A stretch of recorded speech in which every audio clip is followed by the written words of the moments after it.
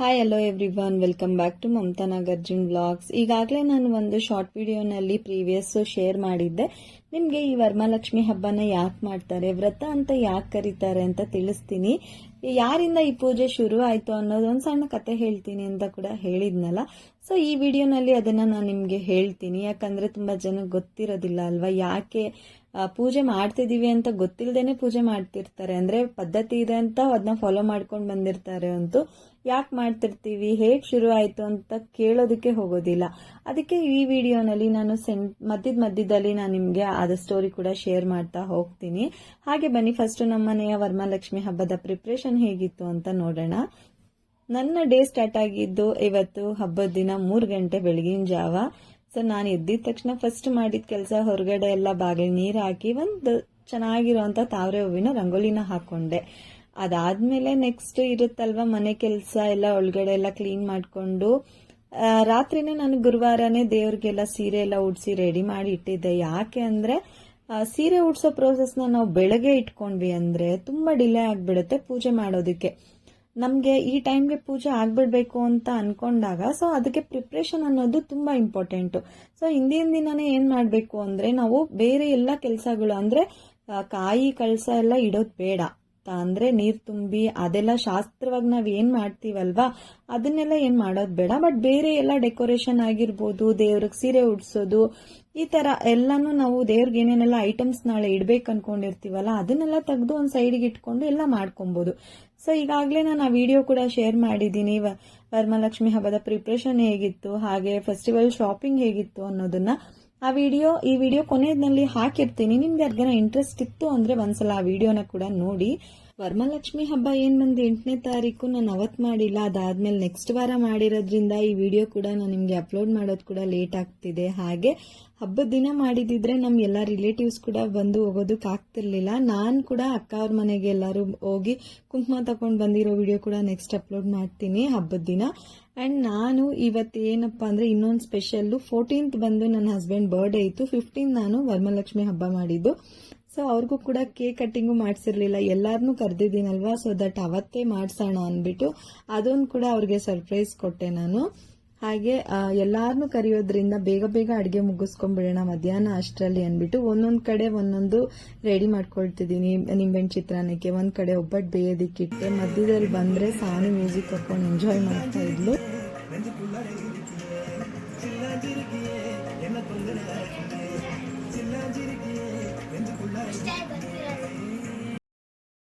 ಮಕ್ಕಳು ಕೂಡ ಬೆಳಗ್ಗೆ ಬೇಗ ಎದ್ದಿದ್ರಲ್ಲ, ಸೊ ದಟ್ ಅವರು ಕೂಡ ತುಂಬಾ ಫ್ರೆಶ್ ಆಗಿ ಆಕ್ಟಿವ್ ಆಗಿದ್ರು. ಆಟ ಆಡ್ಕೊಂಡು ಅವರೆಲ್ಲ ಆಟ ಆಡ್ತಿದ್ರು. ಹಾಗೆ ಆ ಮ್ಯೂಸಿಕ್ ಕ್ಲಿಪ್ಪಿಂಗ್ ಆಡ್ ಮಾಡೋಣ ಅನ್ನಿಸ್ತು, ಡ್ಯಾನ್ಸ್ ಆಡ್ ಮಾಡಿದೆ.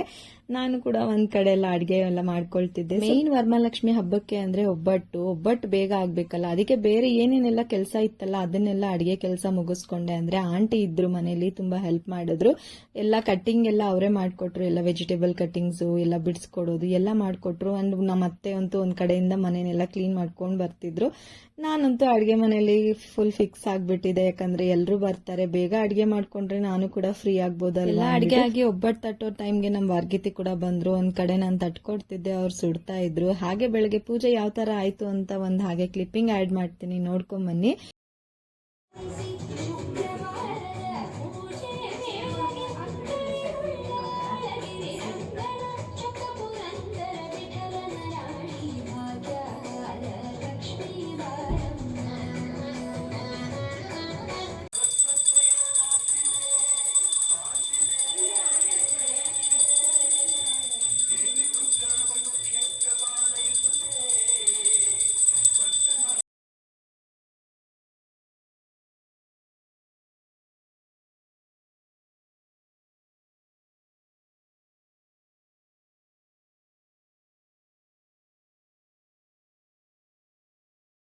ನಾನು ನಿಮಗೆ ವರಮಹಾಲಕ್ಷ್ಮಿ ವ್ರತ ಯಾಕೆ ಮಾಡ್ತಾರೆ ಅಂತ ಹೇಳ್ತೀನಿ ಅಂದಿದ್ನಲ್ಲ.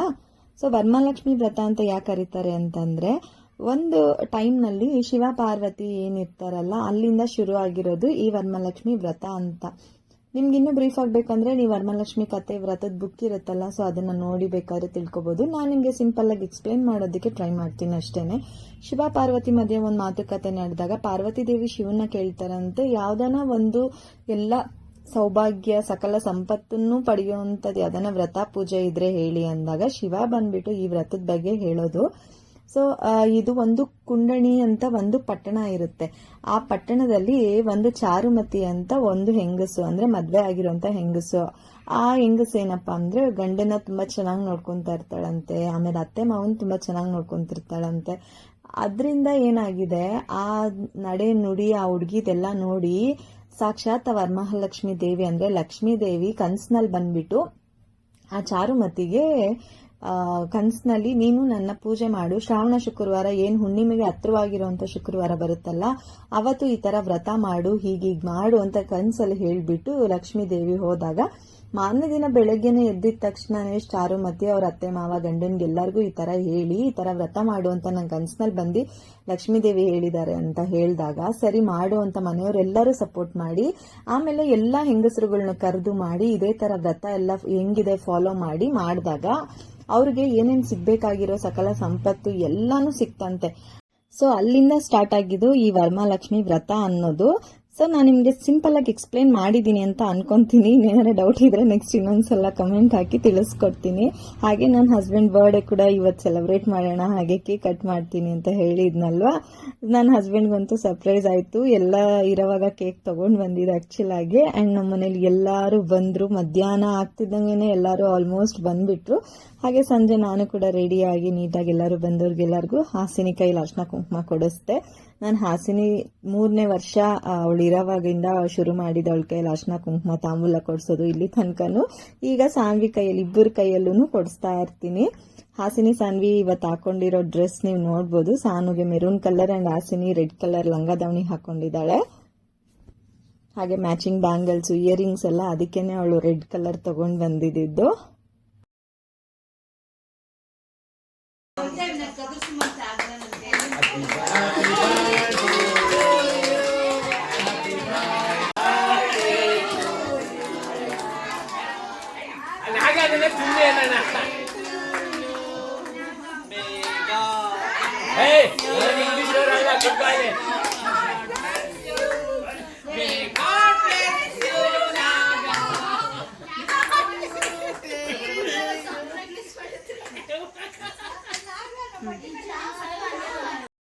ನಮ್ಮನೇಲಂತೂ ಆಕ್ಚುಲ್ ಆಗಿ ಹೆಣ್ಮಕ್ಳ ಸಂಖ್ಯೆ ಜಾಸ್ತಿ ಅಂತಾನೆ ಹೇಳ್ಬೋದು. ಒಂದ್ ಕಾಲದಲ್ಲಿ ನಮ್ಮ ಅತ್ತೆ ತುಂಬಾ ಫೀಲ್ ಮಾಡ್ತಿದ್ರೆ ಅಂತೆ, ಯಾಕಂದ್ರೆ ಅವ್ರಿಗೆ 5 ಜನ ಗಂಡ್ಮಕ್ಳು, ನಮ್ಮ ಮನೇಲಿ ಹೆಣ್ಮಕ್ಳೆಲ್ಲ ಅದನ್ನ ಪೂಜೆ ಮಾಡುವಾಗ ನಾನು ಒಬ್ಳೆ ಅನ್ಬಿಟ್ಟು ತುಂಬಾನೇ ಫೀಲ್ ಮಾಡಿದ್ದಾರೆ.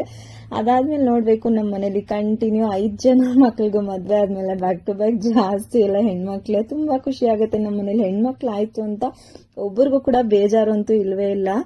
ಇನ್ನೊಂದೇನಪ್ಪ ಅಂದ್ರೆ ಇದು ಮಾತಾಡ್ತಾ ಇನ್ನೊಂದು ವಿಷಯ ಜ್ಞಾಪನ ಬಂತು. ನಾನು ಕಮೆಂಟ್ ಒಬ್ರು ಹಾಕಿದ್ರು, ಅವ್ರೀಗ ಪ್ರೆಗ್ನೆಂಟ್ ಅಂತೆ. ಅಂದ್ರೆ ಹೆಣ್ಮಕ್ಳು ಅಂದ್ರೆ ತುಂಬಾ ಇಷ್ಟ ನನಗೆ. ಈಗ ಆಲ್ರೆಡಿ ಒಂದ್ ಹೆಣ್ಮಗು ಇದೆ, ಈಗ ಸೆಕೆಂಡ್ ಬೇಬಿ ಆಗೋದು ಕೂಡ ನನ್ಗೆ ಹೆಣ್ಮಗುನೇ ಆಗ್ಲಿ ಅಂತ ನಾನು ಆಸೆ ಪಡ್ತೀನಿ, ನಿಮ್ ಇಬ್ಬರು ಮಕ್ಕಳನ್ನ ನೋಡ್ಬಿಟ್ಟು ಅಂತ ನಂಗೆ ಕಮೆಂಟ್ ಹಾಕಿದ್ರು. ಸೊ ನಾನು ಅವ್ರಿಗೂ ಕೂಡ ಹೇಳ್ತೀನಿ, ಪಾಪ ಅವ್ರು ಆಸೆ ಪಟ್ಟಂಗೆನೆ ಹೆಣ್ಮಗುನೇ ಆಗ್ಲಿ ಅಂತ ಅನ್ಬಿಟ್ಟು. ಅದಾದ್ಮೇಲೆ ಈ ತರ ಅಡಿಗೆಗಳನ್ನೆಲ್ಲ ಮಾಡಿದ್ದೆ. ಕೇಕ್ ಕಟಿಂಗ್ ಎಲ್ಲ ಆಗಿ ಪೂಜೆ ಎಲ್ಲ ಚೆನ್ನಾಗಾಯ್ತು. ಎಲ್ಲ ಮುಗಿಸ್ಕೊಂಡು ಎಲ್ಲ ಒಟ್ಟಿಗೆ ಕುತ್ಕೊಂಡು ಊಟ ಕೂಡ ಮಾಡಿದ್ವಿ. ತುಂಬಾ ಎಂಜಾಯ್ ಮಾಡಿದೆ ಈ ಸಲ ವರಮಹಾಲಕ್ಷ್ಮಿ ಹಬ್ಬ ನಾನು, ಯಾಕಂದ್ರೆ ಎಲ್ಲಾರನ್ನು ಕರೆದಿದ್ನೆಲ್ಲ ತುಂಬಾ ಖುಷಿ ಆಯ್ತು.